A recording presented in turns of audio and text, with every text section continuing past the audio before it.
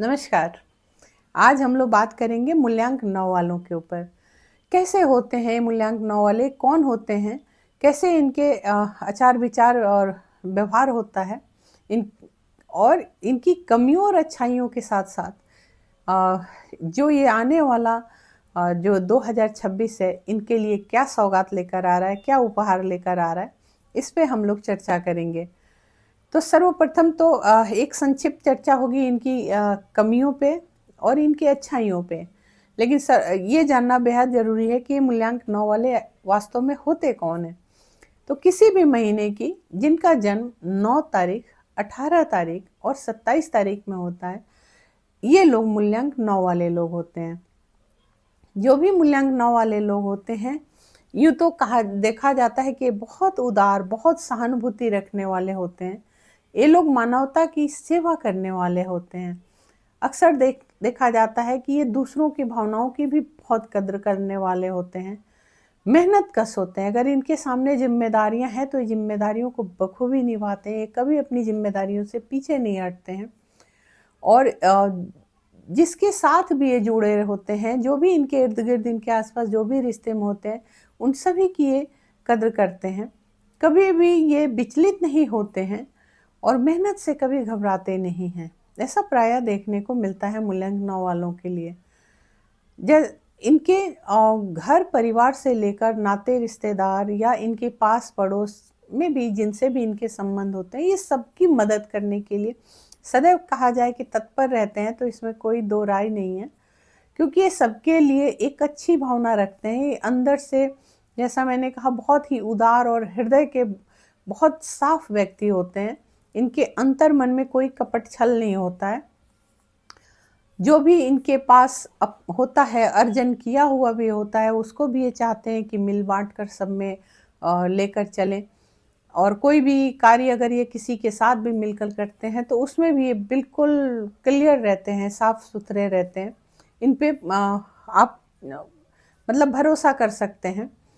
और ये लोग जो है जीवन में सदैव खुद को समझने का प्रयास करते हैं।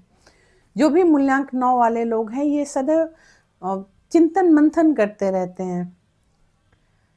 जीवन क्या है, कैसा है, जीवन में हमें क्या करना है, ये मेरा जन्म क्यों हुआ है, हम क्या करने के लिए इस धरा पर आए हैं। इस तरीके की भावनाएं अक्सर इनके अंतर्मन में चलती रहती है। ये एक संक्षिप्त इनकी अच्छाइयों पे चर्चा हुई। अब इनकी कमियों की यदि बात की जाए कि इनकी कमियां क्या होती हैं, तो अमूमन देखा जाता है कि जो भी ये थोड़ी सी अनिर्णायक, थोड़ा सा चलता है इनका, कि जब कभी निर्णय लेना होता है तो ये किसी भी चीज़ के लिए बार बार निर्णय लेते हैं, बार बार सोचते हैं, बार बार ये अपने निर्णय को बदलते हैं, बार बार ये पीछे हटते हैं, बार बार ये फिर आगे बढ़ते हैं, बार बार ये प्रयास करते हैं, कोशिश करते हैं।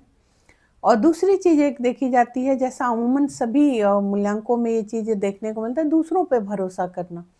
क्योंकि जो समय चल रहा है, यहाँ दूसरों पे भरोसा करना कोई बहुत समझदारी का काम नहीं होता। इनके साथ भी ये चीज़ हूबहू होती है। जहाँ जब दूसरों पे भरोसा करते हैं, वहाँ इनको नुकसान होता है। और जो भी, मेरा यही सलाह है कि जो भी ये जो भरोसा करते हैं दूसरों पे, ये दूसरों पे भरोसा ना करें। अपने निर्णय पे इनको अडिग रहना चाहिए। अपने निर्णय और अपने पुरुषार्थ पे पूरा भरोसा रखना चाहिए। क्योंकि जीवन में इनको कहा जाए स्पष्ट तौर पे कि जो कुछ भी मूल्यांक 9 वालों को हासिल होगा, तो ये अपने पुरुषार्थ से हासिल होगा, या जो भी इन अपने परिवार से हासिल होगा। कहीं बाहर के लोगों से इन्हें जल्दी कुछ हासिल होने वाला नहीं है। और मूल्यांक 9 वाले जो होते हैं, उनके जो ग्रह होते हैं वो मंगल देव होते हैं। और देवता यदि कहें तो इनके भगवान राम होते हैं या कृष्ण होते हैं, आप कह सकते हैं। तो इनको भगवान राम या भगवान कृष्ण की आराधना करनी चाहिए। क्योंकि मंगल देव जो होते हैं, यहाँ इनको बजरंग बली, मंगल ग्रह से ब्लेस्ड होते हैं, तो इनको बजरंग बली का भी ध्यान करना चाहिए।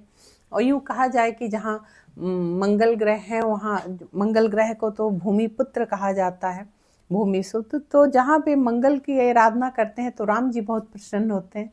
और जब राम जी की आराधना करते हैं तो हनुमान जी बहुत प्रसन्न होते हैं। और जब हनुमान जी और राम जी प्रसन्न रहते हैं तो मंगल देव अपने आप ही इनके अनुकूल चलते हैं। तो इसीलिए इनको सदैव यही राय दी जाती है कि आप हनुमान जी को जरूर आराधना करें, और नहीं तो आप राम जी की आराधना, विशेषतः हम यही सलाह देंगे कि आप राम जी की आराधना करें, क्योंकि राम जी सदैव प्रसन्न होते हैं।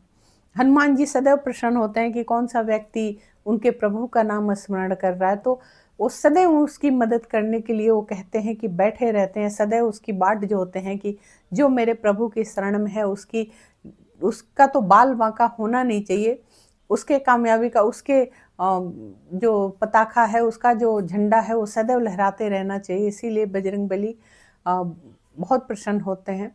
तो आपको यही हम सलाह देंगे कि आप राम जी की आराधना करें।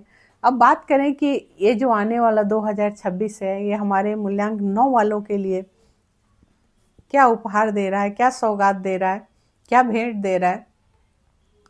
तो यही मैं कहूँगी कि आप लोग भी बहुत खुश हो जाइए, बहुत खुश होइए, क्योंकि ये जो मूल्यांक 9 वाले हैं, ये साल आपके लिए 2026 बहुत सुंदर रहेगा, बहुत शानदार रहेगा।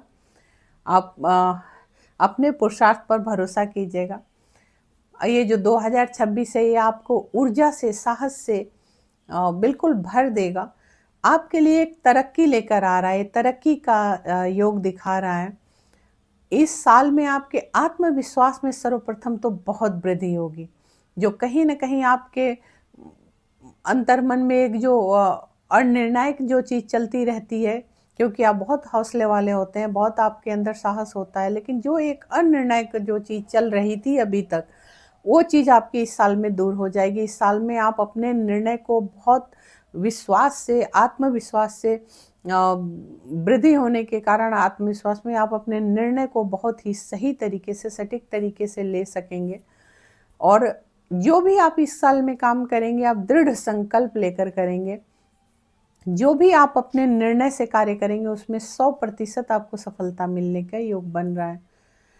आर्थिक स्थिति से यदि बात की जाए तो इस साल आपको धन लाभ अवश्य होगा, धन आने का योग दिखा रहा है। यदि कोई नया कार्य आप करना चाहते हैं तो उसमें भी आपको सफलता मिलेगी। समय आपके अनुकूल रहेगा। और यदि जॉब में हैं तो आप वहाँ बदलाव हो सकता है। आपको हो सकता है कि आपका जॉब आप स्विच करके कहीं और कर लें, उससे बेहतर जॉब में कर लें, अगर प्राइवेट जॉब में हैं। और अगर सरकारी जॉब में है तो आपके प्रमोशन का योग है, या प्राइवेट में भी कहीं भी, मतलब आपका प्रमोशन होगा, बदलाव होगा थोड़ा सा जॉब में अगर आप हैं। पारिवारिक माहौल आपका बहुत अच्छा रहेगा, सभी के साथ आपकी अच्छी बातचीत रहेगी, आपका स्वास्थ्य भी बहुत अच्छा रहेगा। और जो कभी कभी थोड़ा सा ध्यान रखिएगा अपनी इम्यूनिटी का, क्योंकि कभी कभी थोड़ी थकान लग सकती है, तो अपने खान पान पर आप विशेष ध्यान रखिएगा। तनाव से ज़रूर आपको बचने की सलाह दी जाती है। किसी भी तरीके का आप तनाव ना पालें, किसी भी तरीके से कहीं भी कोई जरा सा भी आपको अगर गुस्सा आने वाली चीज़ है, बुरा लग रहा है, या कहीं पे भी आपको यदि लगता है कि आप कहीं से भी पैनिक हो रहे हैं, तो आप प्लीज़ अपने मन को शांत रखें और अपने खान पान पर विशेषता ध्यान देकर इम्यूनिटी सिस्टम को अपने बरकरार रखें, ताकि थकान न लगे आपके अंदर। कुल लेकर अगर बात प्रेम प्रसंग की करें तो इस साल आप सुखद अनुभव करेंगे। अगर आप अविवाहित हैं तो आपका रिश्ता हो सकता है इस साल में, ऐसे ही योग बन रहे हैं। अगर आप शादीशुदा हैं तो बहुत अच्छी आपका संबंध बहुत अच्छा रहेगा। पति पत्नी के बीच में बहुत ही सामंजस्य रहेगा, बहुत ही प्रेम रहेगा, पारिवारिक माहौल में बहुत एक सुखद वातावरण रहेगा। और यदि रेमेडी की बात करें तो मैं यही आप लोगों को सलाह दूंगी कि आप सदैव, जैसा मैंने पहले भी कहा, कि राम जी की अगर आप आराधना करते हैं तो हनुमान जी स्वयं आपकी बहुत मदद करते हैं। वो खड़े रहते हैं दौड़ने के लिए, आपके लिए मदद करने के लिए। और जैसे आप राम जी के यदि आप मंगल ग्रह की बात करें तो भी आपके अनुकूल रहते हैं, क्योंकि जब आप बजरंग बली का ध्यान करते हैं, हनुमान जी का ध्यान करते हैं, तो मंगल देव अपने आप ही उनके अनुकूल रहते हैं। तो जरूर अपने थोड़ी सी इस चीज़ का प्रयास करें कि कुछ नहीं तो जहाँ भी हैं भगवान राम का ध्यान करते रहें। आपको चाहिए भी कि आप अपने लाइफ में यदि बहुत उन्नति तरक्की चाहते हैं तो आप बिल्कुल राम जी के, हनुमान जी की तरह आप उनका ध्यान करिए। ये आवश्यक नहीं है कि आप बैठ के घंटी मंदिर में बैठकर बजाइए, या आवश्यक नहीं है कि आप पूरा पूरा रामायण पढ़िए, आप पूरी पूरी चालीसा पढ़िए। आप राम जी का स्मरण किया करिए, अपने अंतर मन में ही उनका नाम स्मरण किया करिए। एक जाप सी चलती रहनी चाहिए। कुछ नहीं तो जय श्री राम, जय श्री राम, जय सीताराम ऐसा भी बोल सकते हैं। और नहीं तो आप हनुमान चालीसा पढ़ लीजिए, क्योंकि वही पहले भी मैं इस बात का जिक्र कर चुकी हूँ कि आप हनुमान जी की भक्ति करेंगे तो राम जी प्रसन्न हो जाएंगे, राम जी की भक्ति करेंगे तो हनुमान जी प्रसन्न हो जाएंगे। लेकिन हमेशा जो हनुमान जी तब बहुत प्रसन्न हो जाते हैं जो कोई राम जी को ध्यान करता है। तो दोनों की भक्ति आपको पानी है तो आप राम जी का ध्यान करें और सदैव करें।